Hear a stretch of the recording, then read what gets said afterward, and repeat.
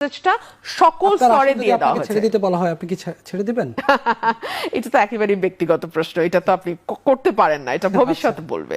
এই প্রশ্নটি আমি শিশির মনিরকেও বলবো, যেহেতু জামাতের পক্ষ থেকে বলা হয়েছে যে 100 আসন ছেড়ে দেওয়া হবে নির্বাচনে, জামাতের সেক্রেটারি জেনারেল বলেছেন। জনাব শিশির মনির, আপনার কাছে আমার প্রশ্ন হচ্ছে যে কাদেরকে আসলে ছেড়ে দেওয়া হবে? যদি এই 100 আসনের ভিতরে আপনার আসনটি পড়ে যায়, তাহলে আপনার প্রতিক্রিয়া কি হবে?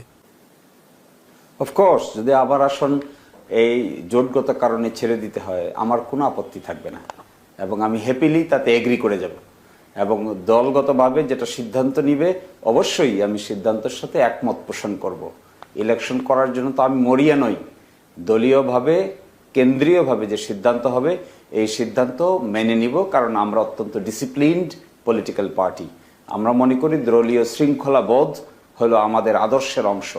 সুতরাং কোনোভাবেই, কোনো কারণেই, কখনোই আমরা দলীয় শৃঙ্খলা